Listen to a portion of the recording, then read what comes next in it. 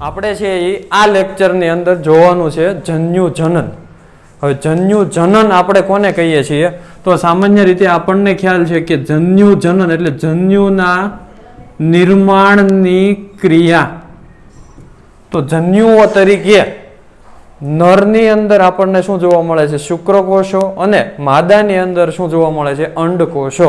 અને આપણે જે આગળના લેક્ચરની અંદર વાત કરી કે શુક્રકોષોનું નિર્માણ શેની અંદર થશે? શુક્રપિંડ. જ્યારે અંડકોષોનું નિર્માણ આપણને શેમાં થતું જોવા મળે? અંડપિંડ.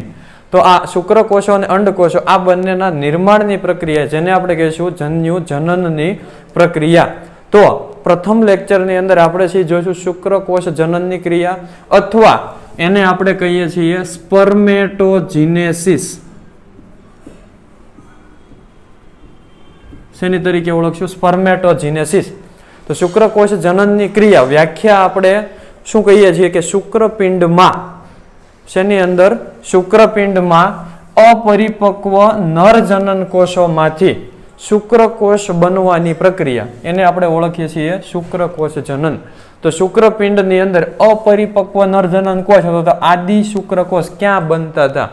તો આપણે છે આગળના લેક્ચરની અંદર જોયું હતું કે આ નરજનન કોષની અંદર શુક્રોત્પાદક નલિકા, અને આ શુક્રોત્પાદક નલિકાની અંદર અમુક આપણને આવા પિરામિડ આકારના કોષો જોવા મળતા હતા, અને અમુક કોષો છે એ આપણને આવા ગોળ આકારના છે જોવા મળતા હતા. તો જે પિરામિડ આકારના કોષો છે એ આપણે અહીંયા દર્શાવ્યા છે, અને આ કોષોને આપણે ઓળખીએ છીએ સર્ટોલી કોષો તરીકે. જ્યારે બાકીના જે ગોળ આકારના કોષો આપણને જોવા મળતા હતા, આ ગોળ આકારના કોષો છે એને આપણે ઓળખીએ છીએ આદિ શુક્રકોષ તરીકે આપણે એને ઓળખીએ છીએ. તો એ આપણે શેની અંદરથી આ ભાગ આપણે શેની અંદરથી લીધો છે? શુક્રોત્પાદક નલિકા. અને આ શુક્રોત્પાદક નલિકાની અંદર આદિ શુક્રકોષમાંથી આપણે જોવાનું છે કે શુક્રકોષ કઈ રીતે બને. તો એને આપણે કહીએ છીએ શુક્રકોષ જનનની પ્રક્રિયા. તો આદિ શુક્રકોષમાંથી શુક્રકોષ બનવા માટે આપણે મુખ્યત્વે એને 3 તબક્કાની અંદર છે ડિવાઈડ કરીએ છીએ: ગુણન તબક્કો, વૃદ્ધિ તબક્કો અને પરિપક્વન તબક્કો. તો ત્રણેય તબક્કાની અંદર શું થાય છે? ગુણન તબક્કાની અંદર આપણે કોષોની સંખ્યામાં વધારો કરશું, વૃદ્ધિ તબક્કાની અંદર આપણે કોષની વૃદ્ધિ કરશું, અને પરિપક્વન છેલ્લો તબક્કો કે જેની અંદર શુક્રકોષો છે એ પરિપક્વ બનતા આપણને જોવા મળે છે. તો સૌ પ્રથમ આપણે જોઈએ ગુણન તબક્કો. તો આપણે જે આદિ શુક્રકોષ આ આપણે આખી જે રચના દોરી છે, આ રચના આપણે શેની અંદરથી લીધી છે? શુક્રોત્પાદક નલિકાની આ દિવાલ આપણે દોરીએ છીએ, એની અંદરથી આપણે સમજવા માટે લઈએ છીએ. દાખલા તરીકે આ એક આદિ શુક્રકોષ અથવા તો આદિ જનન કોષ. તો સૌ પ્રથમ તબક્કો કયો આવશે? ગુણન તબક્કો. અને ગુણન તબક્કા દરમિયાન અહીંયા આપણને જોવા મળશે સમવિભાજન. શું જોવા મળે છે? સમવિભાજન, અથવા આપણે એને કહીએ છીએ સમસૂત્રીભાજન. સમસૂત્રીભાજન શા માટે કીધું છે? કારણ કે અહીંયા આપણને જે આદિ શુક્રકોષ કેવા જોવા મળે છે? 2n. રંગસૂત્રની સંખ્યા કેટલી છે? 47. તો એનાથી જે નવા કોષો બને છે એ શેના આધારે બને છે? સમવિભાજન. અને સમવિભાજન એટલે આપણને ખ્યાલ છે કે રંગસૂત્રની સંખ્યા આપણને સરખી જોવા મળશે. એટલે કે ઉપરના કોષોમાં છે એટલી જ ક્યાં જોવા મળે છે? નીચેના કોષોમાં પણ. ગુણન તબક્કો કોને કહેવાય? કે કોષોની સંખ્યામાં વધારો થાય. એકમાંથી 2 કોષો બન્યા, 2 માંથી કેટલા કોષો બને છે? 4 કોષો બનતા આપણને જોવા મળશે. એટલે અહીંયા આદિ જનન કોષોની સંખ્યામાં વધારો થાય પણ રંગસૂત્રમાં કોઈ ફેરફાર થતો નથી. એટલે અહીંયા રંગસૂત્ર પણ કેટલા હશે? 47 રંગસૂત્ર આપણને જોવા મળે.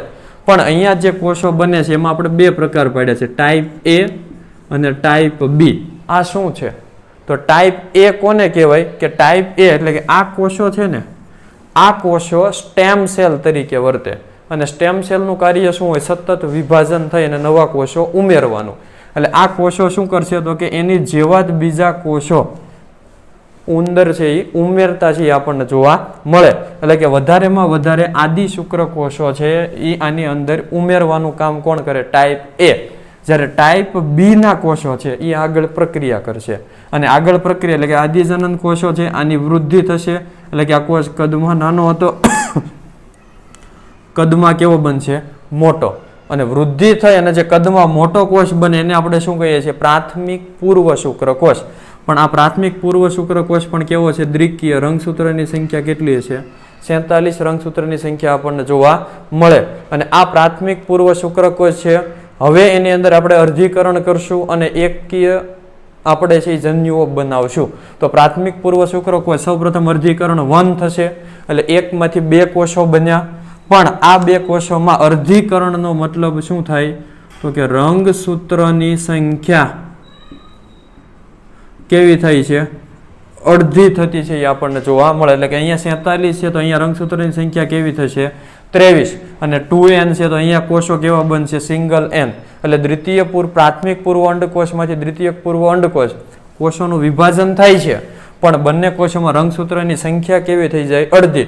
એટલા માટે આને આપણે રિડક્શનલ ડિવિઝન, જો યાદ કરો, અર્ધીકરણ 1 જેને આપણે કહેતા હતા રિડક્શનલ ડિવિઝન તરીકે ઓળખીએ છીએ. અને આ દ્વિતીય પૂર્વ શુક્રકોષ બન્યા. આ દ્વિતીય પૂર્વ શુક્રકોષમાંથી શું બનશે? પ્રશુક્રકોષ. પણ અહીંયા પ્રક્રિયા કઈ થાય છે? અર્ધીકરણ 2. અર્ધીકરણ 2 છે એને આપણે છે એ ઇક્વેશનલ ડિવિઝન કહેવાય. એટલે હવે અહીંયા સિંગલ એન બની ગયા છે તો અહીંયા આવે એમાંથી વિભાજન, રંગસૂત્રનું વિભાજન થતું નથી, પણ કોષોનું વિભાજન થાય. એટલે 2 હતા તો એમાંથી કેટલા કોષો બન્યા? 4. પણ અહીંયા પ્રશુક્રકોષમાં રંગસૂત્રની સંખ્યા કેવી છે? 23. અને કેટલા બને? Single N. એટલા માટે આપણે કીધું છે કે રંગસૂત્ર કે આપણે અહીંયા પ્રાથમિક પૂર્વ શુક્રકોષમાંથી પ્રશુક્રકોષ એક કોષ હતો એમાંથી કેટલા બને છે? 4. જે આપણે અર્ધીકરણના અંતે આપણને એક વસ્તુ ક્લિયર હોવી જોઈએ કે અર્ધીકરણ થાય એટલે એક કોષમાંથી કેટલા બનશે? 4.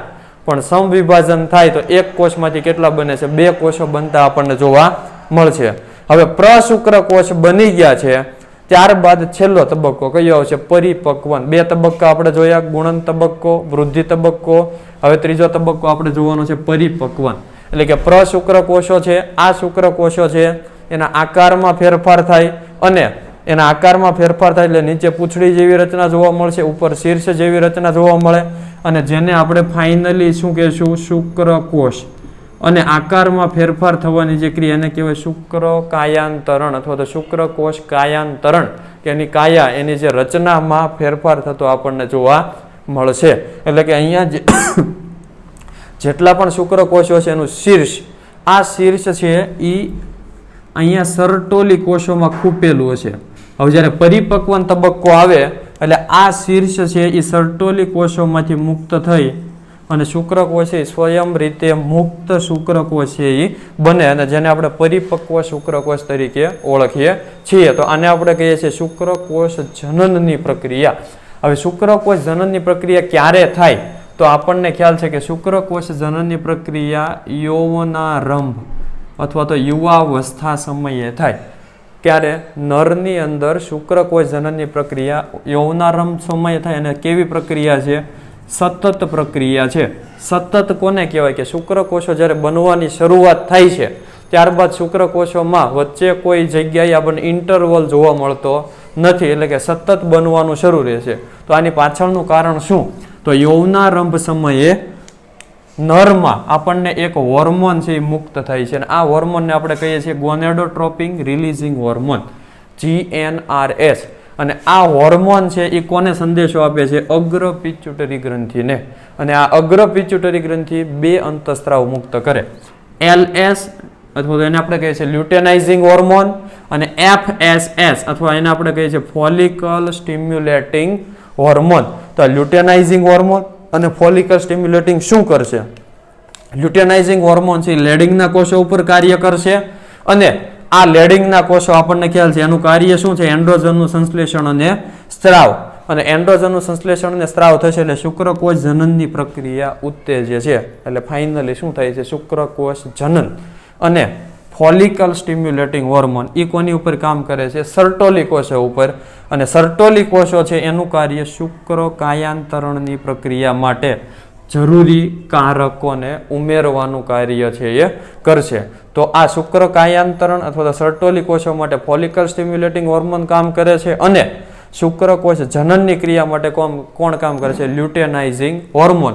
અને આ બંનેને કોણ છે એ મુક્ત કરે છે? ગોનેડોટ્રોપિક રિલીઝિંગ હોર્મોન દ્વારા મુક્ત થતા છે એ આપણને જોવા મળે છે। દોસ્તો તો જો તમને અમારો વિડીયો ગમ્યો હોય તો વિડીયોને લાઇક કરો, શેર કરો, સબસ્ક્રાઇબ કરો અને વધારેમાં વધારે સ્ટુડન્ટ છે એના સુધી પહોંચે એવા આપણે પ્રયત્નો કરવાના છે।